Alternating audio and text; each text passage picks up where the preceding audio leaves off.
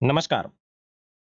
लक्ष्मण धारा education platform में आप सभी का स्वागत है। मैं हूं लक्ष्मण चौधरी और आप देख रहे हैं लक्ष्मण धारा एजुकेशन प्लेटफॉर्म। प्यारे साथियों, अपन एनसीईआरटी 6 क्लास की बातचीत कर रहे थे और इसके 6 अध्यायों की अपन नोट्स एंड इसके जो महत्वपूर्ण वन लाइनर जीके के क्वेश्चन बनते हैं उनकी बातचीत कर चुके हैं।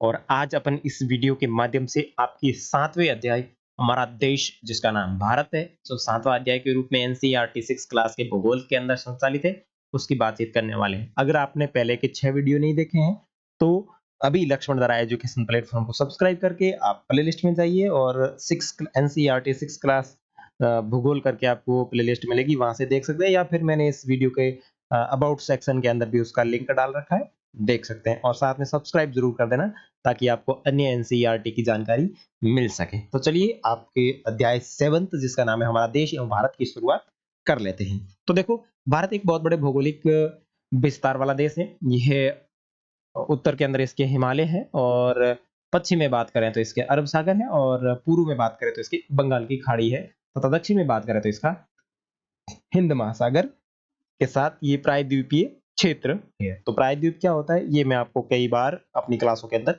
बता चुका हूं। ठीक है।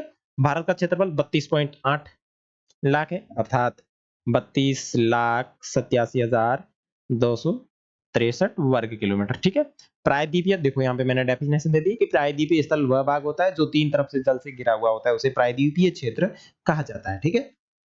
अ, उत्तर में कश्मीर से लेकर दक्षिण में कन्याकुमारी से तक इसका विस्तार जो है वो 3200 किलोमीटर तक है। और पूर्व में अरुणाचल प्रदेश से लेकर के पश्चिम में कच्छ की खाड़ी तक का जो इसका विस्तार है वो है 2900 किलोमीटर। देखो, ये जो अ, उत्तर यानी उत्तर, ये आपका उत्तर यहाँ पे कश्मीर, कश्मीर से लेकर यहाँ कन्याकुमारी तक जो ये भारत की स्थिति जो है, इसके अंदर जो कितने किलोमीटर तक ये स्थिति होती है, तो ये है आपके 3200 किलोमीटर। ठीक है। अगर बात करें आपके पूर्व की, तो पूर्व में आपके अरुणाचल प्रदेश, यानी यहाँ पे अरुणाचल प्रदेश से लेकर यहाँ पे आपके कच्छ की खाड़ी गुजरात की बात करें, तो यहाँ पे जो इसका विस्तार है वो है आपका 2900 किलोमीटर। ठीक है ना। तो दोनों की स्थिति पता चल गई।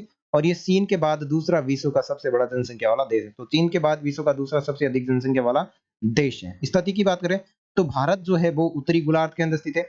कहाँ पे स्थित है? उत्तरी गोलार्ध। भारत कहाँ पे स्थित है? उत्तरी गोलार्ध में स्थित है। कर्क रेखा इसके बीच से गुजरती है, 23.5 डिग्री, जो देश के लगभग मध्य से होकर गुजर रही है। और दक्षिण से उत्तर तक भारत की मुख्य भूमि का विस्तार की बात करें तो दक्षिण का मतलब यहाँ पे, दक्षिण से उत्तर तक इसकी मुख्य भूमि का विस्तार करें तो ये है 8 डिग्री 4 मिनट। 8 डिग्री 4 मिनट उत्तरी अक्षांश से आपके सबसे ऊपर वाला जो होगा वो होगा 37 डिग्री 6 मिनट उत्तरी अक्षांश। तो 8 डिग्री 4 मिनट उत्तरी अक्षांश से 37 डिग्री 6 मिनट उत्तरी अक्षांश की विस्तार है इसका। और बात करें पश्चिम से पूर्व तक, पश्चिम का मतलब इस तरफ से पश्चिम, और ये पूर्व, ये पश्चिम हो गया और ये आपका पूर्व हो गया। अगर देशांतरी स्थिति की बात करें तो ये आपकी 68 डिग्री 7 मिनट, कौन सा? 68 डिग्री 7 मिनट से लेकर आपके 97 डिग्री 25 मिनट पूर्वी देशांतर के बीच में फैला हुआ है। ठीक है। भारत की स्थिति किस गोलार्ध में है? तो भारत देखो उत्तरी गोलार्ध में तो है अक्षांश की दृष्टि से। और देखो, अक्षांश की दृष्टि से बात करें तो आपका हो जाएगा उत्तरी गोलार्ध, उत्तरी गोलार्ध। और देशांतरी दृष्टि से बात करें तो ये हो जाएगा आपका पूर्वी गोलार्ध। तो ये मैं आपको चीजें बता चुका हूं कि उत्तरी गोलार्ध और पूर्वी गोलार्ध किस तरीके से होगा। मानक समय एक नहीं होता। संयुक्त राज्य अमेरिका में 7 मानक समय है। कनाडा के अंदर बात करें तो 6 मानक समय है। और भारत की बात करें तो आपका 82.5 डिग्री पूर्वी देशांतर जो है वो भारत का मानक समय माना गया है। 82.5 डिग्री पूर्वी देशांतर स्थानीय समय को भारत का मानक समय माना जाता है। और इसे यामोत्तर को भारत की प्रमुख यामोत्तर रेखा भी कहा जाता है। तो भारत की जो प्रमुख यामोत्तर रेखा है वो 82.5 डिग्री है। अमेरिका के अंदर बात करें तो 7 प्रमुख ऐसे माने गए हैं। और कनाडा के अंदर बात करें तो 6 इस तरीके से माने गए हैं। और पृथ्वी पे टोटल 24 ही है। ठीक है ना। तो यहाँ पे आपको उम्मीद करता हूँ समझ में आ गया होगा। और आगे बात करें तो आपके भारत के पड़ोसी देश, 7 देश की स्थलीय सीमा भारत के साथ में लगती है। और दक्षिण में समुद्र की स्थिति में 2 द्वीपीय देश है, एक तो श्रीलंका है और दूसरा आपका मालदीव है, जो हमारे पड़ोसी देश है, यानी द्वीपीय पड़ोसी देश, एक तो श्रीलंका, दूसरा मालदीव। और पाक जल संधि है जो हमारे को श्रीलंका से अलग करती है। तो कौन सी संधि? जल संधि। और दूसरी कौन सी संधि थी? एक पनामा थी। बताओ पनामा कौन थी? कमेंट करके बताना जरूर। पनामा किसके बीच में? जल संधि है या स्थल संधि है? ठीक है। देख लो, अब ये भारत की स्थिति है। भारत के अंदर अगर पड़ोसी देशों की बात करें तो 1 नंबर पे पाकिस्तान, 2 नंबर पे अफगानिस्तान, 3 नंबर पे आपका चीन, 4 नंबर पे आपका नेपाल, 5 नंबर पे आपका भूटान, और 6 नंबर पे आपका म्यांमार, 7 नंबर पे आपका बांग्लादेश, और 8 नंबर पे आपका श्रीलंका, ठीक है ना। तो ये एक प्रकार का द्वीपीय देश है। तो यहाँ पे आपके देखो भारत की जो पड़ोसी देश है वो आपकी यहाँ पे हो गए। और उसके बाद में आपकी बात करें तो इसके पूर्व के अंदर तो बंगाल की खाड़ी है, ये आपका पूर्वी क्षेत्र हो गया। और दक्षिणी क्षेत्र के अंदर आपकी हिंद महासागर है। और आपके पश्चिम की बात करें तो पश्चिम के अंदर आपका इसमें अरब सागर है, ठीक है। और अगर द्वीपीय देशों की बात करें तो एक मालदीव हो गया, दूसरा श्रीलंका हो गया। ये भारत के द्वीपीय देश है। अब की बात करें जलोढ़ निक्षेप क्या होता है, तो नदियों द्वारा लाई गई बहुत महीन मिट्टी होती है, उसे जलोढ़ कहा जाता है और नदी बेसिन में निक्षेपित कर दी जाती है। तो जलोढ़ जो नदियों के साथ में जो छोटी छोटी मिट्टी बह के आती है, बहुत ही बारीक होती है, बारीक कण वाली मिट्टी होती है, उसको बोलते हैं जलोढ़ निक्षेप। और सहायक नदी क्या होती है, एक सरिता जो कि मुख्य नदी में किसी भी तरफ से आकर मिल जाती है और अपने जल को मुख्य नदी के अंदर विसर्जित कर देती है, उसे सहायक नदी कहते हैं। देखो कितनी मस्त परिभाषा दी है। यानी एक मुख्य सरिता होती है और उस मुख्य सरिता के अंदर आकर के एक सहायक सरिता मिल जाती है और वो अपना सारा का सारा जल है वो मुख्य सरिता के अंदर विसर्जित कर देती है, तो उसे सहायक नदी कहा जाता है। देखो एनसीईआरटी का कमाल, एनसीईआरटी की लैंग्वेज बहुत अच्छी होती है। अगर किसी को पसंद आ जाए, मुझे इनकी लैंग्वेज बहुत अच्छी लगती है। इनकी जो कुछ चीजें को डेफिनेशन की तरीके से जो बताया जाता है वो बंगले लैंग्वेज है, वो बहुत ही आपके इंटरव्यू को बहुत ही मतलब शानदार बनाती है। एक तो अपन नॉर्मली लैंग्वेज में बोल देते हैं कि किसी व्यक्ति को समझाना होता है तो डायरेक्ट वे में बोल देते हैं। एक ऐसे शब्दों को डालें जिससे कि वो थोड़ा मतलब यूँ प्रभावित करे सामने वाले व्यक्ति को, मतलब कितना शानदार दिया है। मेरे को ये बहुत अच्छा लगा। ठीक है, नेक्स्ट बात करें। अ, गंगा एवं ब्रह्मपुत्र नदियां विश्व की सबसे बड़े डेल्टा का निर्माण करती है। अब डेल्टा क्या होता है वो पहले आपके जो छठा अध्याय था उसके अंदर मैंने उस मैप में बताया था, ठीक है ना। डेल्टा का निर्माण करती है, जिस जैसे सुंदरवन डेल्टा कहते हैं, क्या कहते हैं, तो गंगा और ब्रह्मपुत्र नदियां नदियां हैं जो आपके सुंदरवन डेल्टा का निर्माण करती है। और इस डेल्टा की जो आकृति है वो आपकी त्रिभुजाकार है। और डेल्टा स्थल वह भाग होता है जो नदी के मुहाने पर बनता है, जहां नदियां समुद्र में प्रवेश करती है उस जगह नदी को जो मुहाना बनता है या फिर वितरिकाएं नदी वितरिकाओं में निर्माण करती है, तो उसको डेल्टा कहा जाता है। भारत में पाई जाने वाली भौतिक आकृतियां विभिन्न प्रकार की है, जैसे पर्वत, पठार, मैदान, तट तथा द्वीप समूह। उत्तर में बर्फ से ढका हिमालय संतरी का कार्य करता है। हिम प्लस आलय का मतलब होता है बर्फ का घर। तो हिमालय का मतलब क्या होता है, हिमालय का अर्थ होता है बर्फ का घर। हिमालय पर्वत को 3 मुख्य भागों में विभाजित किया जाता है। अब ये जो आपका हिमालय है, इस हिमालय के अगर भौतिक विभाजन की बात करें तो इसको 3 भागों के अंदर विभाजित किया जाता है। तो कौन-कौन से, तो देखो सबसे पहले उत्तर के अंदर जो हिमालय है उसको बोला जाता है बृहत हिमालय या फिर हिमाद्री। और इसी श्रृंखला को विश्व की सबसे ऊंची शिखर है वो इसके अंदर स्थित है, मध्य हिमालय। अब उसके बाद में जो है वो मध्य हिमालय पर हिमाचल या फिर हिमाद्री कहा जाता है, जो दक्षिण में स्थित है, जिसकी बहुत ही लोकप्रिय पहाड़ियां स्थित है और यहाँ पे लोग घूमने आते हैं। और तीसरे नंबर की बात करें तो आपका शिवालिक है जो सबसे दक्षिण में स्थित है, ठीक है। ये तो यहाँ पे मैं आपको बताऊं तो देखो यहाँ पे ये आपकी पहली, ये आपकी दूसरी और ये आपकी तीसरी। ये तो आपका बृहत हिमालय हो गया, ये मध्य हिमालय हो गया और ये आपका शिवालिक हो गया। और दिल्ली भारत की राजधानी है, दिल्ली भारत की राजधानी है। राज्यों का निर्माण मुख्यतः भाषाओं के आधार पर किया गया। और क्षेत्रफल की दृष्टि से बात करें तो सबसे बड़ा राज्य राजस्थान है और सबसे छोटे राज्य की बात करें तो गोवा है, जो आपके मानचित्र के अंदर यहाँ पे दिखाई देगा, ठीक है ना। इस तरीके से यहाँ पे बना होता है, ठीक है। ये आपकी नदियाँ हैं कुछ। इस नदियों को भी आप मैप की अगर आप प्रिंट निकालोगे तो आपके बिल्कुल क्लियर निकलेगा। यहाँ पे मैंने थोड़ा ज़्यादा ज़ूम कर लिया है, इसके अंदर ज़्यादा अच्छे से आपको शायद नहीं दिख रही होगी। तो देखो यहाँ पे आपकी मुख्य रूप से अगर आपको याद रखनी है तो यहाँ पे आपको एक सिंधु नदी याद रखनी है, ठीक है? सिंधु नदी, सिंधु के साथ में आपको झेला बनाना है, झेला के बाद में उसकी चेन्नई बनानी, चेन्नई बनाई किसने? रवि ने बनाई। और रवि ने किसके लिए बनाई? सत्तू के लिए बनाई। तो देखो ये आपकी सिंधु नदी, सिंधु नदी की सहायक नदियों को याद रखना है। सिंधु नदी, सिंधु की सहायक कौन? एक सिंधु है, सिंधु का पुत्र है जिसका उसने अपनी बहू लाने के लिए क्या बनवाए? झेले बनवाए। तो बना दो झेलम। क्या बनवाए? झेले बनवाए। अब झेलम बना दो, ठीक है। और झेलों के साथ-साथ में उसने क्या बनाई? चेन्नई बनवाई। तो याद रख लो चेनाब। ठीक है, अब ये सब किसने बनवाई? तो ये बनाई रवि ने। किसने बनवाई? तो आपकी बन गई रावी, ठीक है ना, रावी नदी। और किसके लिए बनाई? तो सत्तू के लिए बनाई। तो सत्तू से क्या याद रख लो? सतलुज, सतलुज। तो सिंधु की जो सहायक नदियां हैं वो है कौन सी? झेलम, चेनाब, रावी और सतलुज, ये आपकी सिंधु की सहायक नदियां हैं। और सिंधु जो है वो आपकी हिमालय से निकलती है और यहाँ कच्छ की खाड़ी के अंदर आके समाप्त हो जाती है। और यहाँ पे आपकी खंबात की खाड़ी है और ये आपका अरब सागर है, ये आपकी बंगाल की खाड़ी है। अब यहाँ पे और देखें तो यहाँ पे आपकी एक गंगा नदी है। ये देखो इस तरीके से गंगा नदी निकलती है। गंगा की जो सहायक नदी है वो आपकी यमुना है और यमुना की जो सहायक है वो आपकी चंबल है। तो चंबल, चंबल सहायक है यमुना की। और यमुना कहाँ जाती है? गंगा में। और गंगा में ये इस तरीके से चली जाती है, ये इस तरीके से आ जाती है और यहाँ आकर के आपके ब्रह्मपुत्र इसे के अंदर मिल जाती है और फिर ये यहाँ पे आकर के क्या करती है, एक बहुत बड़े डेल्टा का निर्माण करती है। इसके अंदर अगर बीच में बात करें तो यहाँ पे आपका ये भारतीय का प्रमुख प्राचीन मरुस्थल हो गया, महामरुस्थल हो गया, जिसे अपन थार का मरुस्थल कहते हैं। यहाँ पे आपकी प्राचीन अरावली पर्वतमाला है और यहाँ पे आपकी विंध्याचल पर्वत श्रेणी है और यहाँ पे आपका गंगा का उत्तरी मैदान, उत्तरी गंगा का मैदान यहाँ पे है, ठीक है ना, ये पूरा का पूरा ये गंगा का मैदान है। फिर यहाँ पे इसके नीचे जो विंध्याचल पर्वत है, इसके नीचे सतपुड़ा की श्रेणी है और यहीं से आपकी नर्मदा नदी निकलती है और नर्मदा के जस्ट नीचे आपकी तापी नदी निकलती है। फिर यहाँ एक मध्य भारत के अंदर महानदी है जो आपकी बंगाल खाड़ी के अंदर जाके मिलती है। उसके बाद में आपकी गोदावरी है, वो यहाँ से निकल के इधर जाती है। उसके बाद में आपकी कृष्णा है, ये भी आपके इधर जाती है और उसके बाद में यहाँ पे एक कावेरी नदी है, ठीक है ना। इस तरीके की ये मैप है और इस मैप को आप जब बिल्कुल आपके प्रिंट निकल जाए देखोगे तो आपके बहुत अच्छी तरीके से समझ में आ जाएगा। इसको सिर्फ रीड मारना है, रीड मारोगे तो आपको पता चल जाएगा कि कौन सी स्थिति कहाँ पे है। उसके बाद में क्या आप जानते हैं, छोटे समुद्री जंतुओं के कंकाल को प्रवाल, जो छोटे समुद्री जीव होते हैं उनके कंकाल को पॉलिप कहा जाता है और ये जीवित पॉलिप मरते हैं तब उनके कंकाल बच जाता है और अन्य पॉलिप की वृद्धि इन ठोस कंकालों के ऊपर होती है जो बढ़ते बढ़ते काफी ऊंचे हो जाते हैं और इस प्रकार प्रवाल द्वीपों का निर्माण करते हैं। ये समुद्र के अंदर पाए जाने वाले जीव है प्रवाल और इनका जो कंकाल होता है ना उसको पॉलिप कहते हैं और ये मरने के बाद में इनका जो पॉलिप है वो इकट्ठा होता जाता है, इकट्ठा होता जाता है और एक प्रकार से ढेर बन जाता है और उसी ढेर को धीरे धीरे वो ढेर है वो आपके द्वीप में तब्दील हो जाता है, यानी वो कठोर सतह बन जाती है।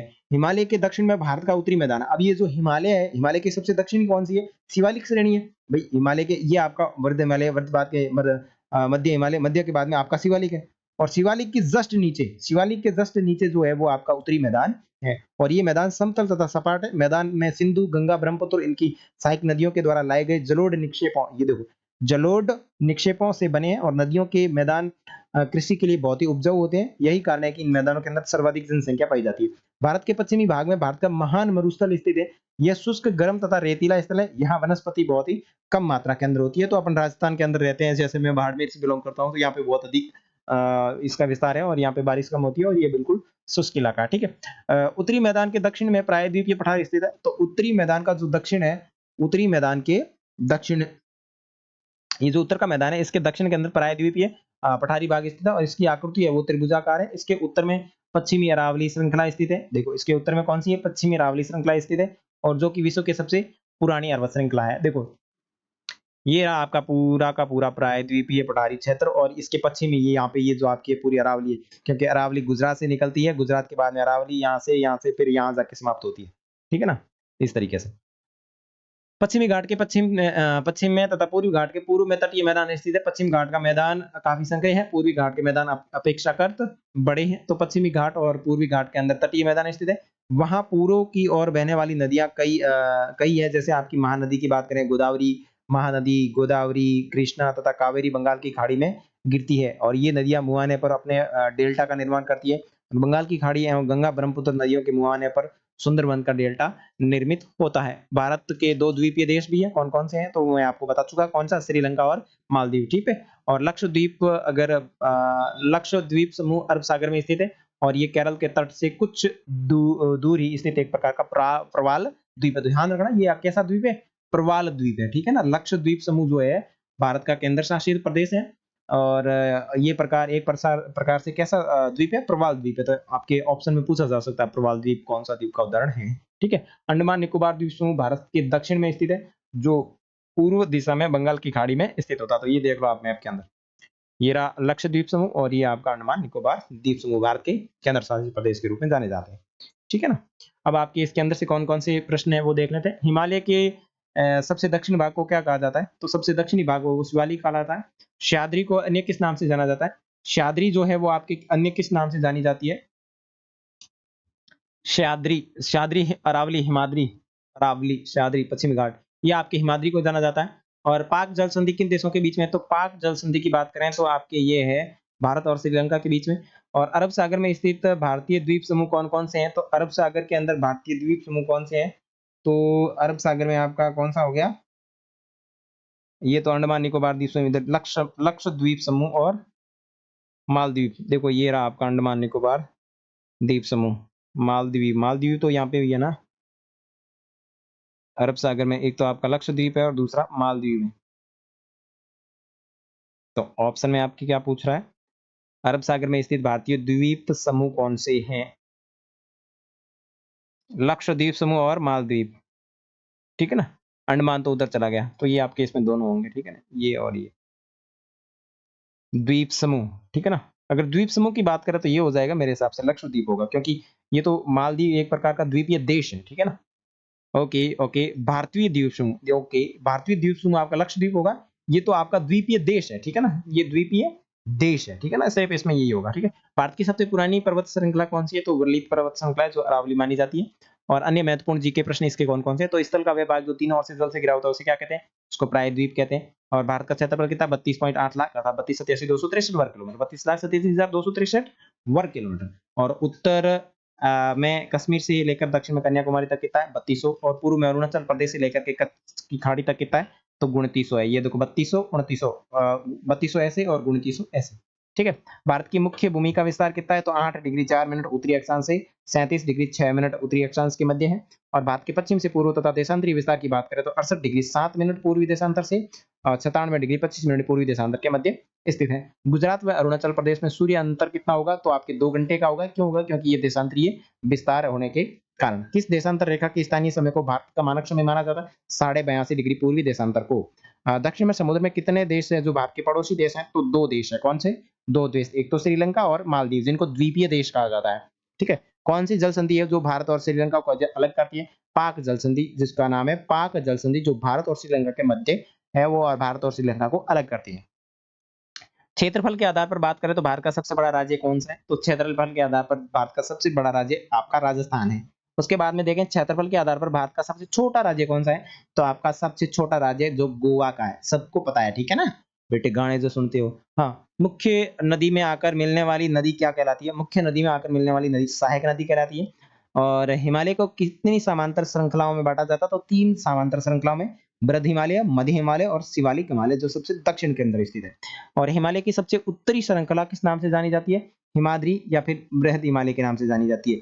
विश्व का सबसे बड़ा डेल्टा कौन सा है? तो सुंदरबन का डेल्टा, जो गंगा ब्रह्मपुत्र नदियां बनाती है। सुंदरबन का डेल्टा किन नदियों के द्वारा होता है? तो गंगा तथा ब्रह्मपुत्र नदियों के द्वारा होता है। सुंदरबन का डेल्टा का आकार कैसा है? तो आपका ये त्रिभुजाकार है। हिमालय के दक्षिण में क्या स्थित है? भारत का उत्तरी मैदान स्थित है। भारत के पश्चिम में क्या स्थित है? तो भारत के पश्चिम के अंदर थार का मरुस्थल स्थित है। और उसके बाद में आपकी वलित पर्वतमाला अरावली स्थित है। भारत में विश्व की सबसे प्राचीन पर्वत श्रृंखला कौन सी है? अरावली। बिल्कुल, अपने क्लास के अंदर भी पढ़ा था, आपके इसके नोट्स के अंदर भी पढ़ रहे हैं, और अभी वन लाइनर जीके के अंदर भी देख रहे हैं। नर्मदा एवं ताप्ती नदियां किन श्रृंखलाओं से होकर गुजरती है? तो विंध्याचल और सतपुड़ा की अंदर से गुजर रही है। अगर आप मैप ध्यानपूर्वक से देखेंगे तो आपको इसके अंदर मिल जाएगी। किस घाट के तटीय मैदान संकरे? तो पश्चिम घाट के तटीय मैदान है वो बिल्कुल संकरे हैं। प्रवालों का निर्माण किन जीवों से होता है? पॉलिप के माध्यम से होता है। किस घाट की नदियां डेल्टा का निर्माण करती है? तो पूर्वी घाट की जितनी भी नदियां वो डेल्टा का निर्माण करती है। पूर्वी घाट की डेल्टा बनाने वाली प्रमुख नदियां कौन सी है? महानदी, देखो कौन कौन सी है?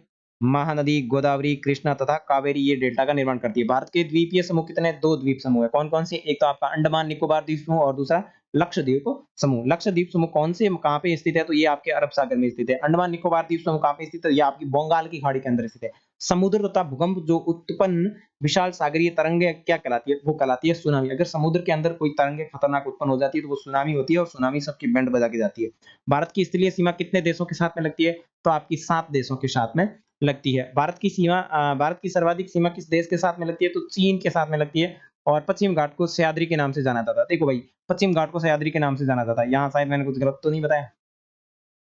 ओके, हाँ, सह्याद्री जो है वो आपका पश्चिमी घाट कहलाता है, ठीक है ना? तो इसको सही कर लेना, सह्याद्री है वो आपका पश्चिमी घाट कहलाता है, ठीक है? और भारत के किस द्वीप समूह को प्रवाल द्वीप कहा जाता है? तो लक्षद्वीप द्वीप समूह है उसको प्रवाल द्वीप कहा जाता है। नर्मदा एवं ताप्ती नदियां अपना जल कहाँ गिराती है? तो आपके अरब सागर के अंदर गिराती है। तो ये था आपके 7वें अध्याय से संबंधित महत्वपूर्ण नोट्स एंड आपकी जीके के क्वेश्चन। अब आपका 6 क्लास की एनसीईआरटी की सिर्फ एक अध्याय बाकी रहा है, जिसका नाम है भारत जलवायु तथा वन्य प्राणी। ये 8वां अध्याय कंप्लीट होने के बाद में आपको इन सारी क्लासों की पीडीएफ है वो आपको मिल जाएगी, प्रिंट निकाल करके बिल्कुल आनंद के साथ पढ़ सकते हैं। अगर आप चैनल पे नए हैं तो इस चैनल को सब्सक्राइब कीजिए, प्लेलिस्ट में जाइए और पढ़ाई का आनंद लीजिए। मिलेंगे आपके नए वीडियो में, जिसके अंदर अपन बात करेंगे भारत जलवायु तथा वनस्पति तथा वन्य प्राणी, जो आपका 8वां अध्याय होगा। उसके अंदर सारी आपकी नोट्स एंड आपकी वन लाइनर जीके के क्वेश्चन की बात करेंगे, जो आपके एनसीईआरटी के प्रश्न होते हैं, जो आपके एग्जाम के लिए महत्वपूर्ण एंड लाभदायक होते हैं।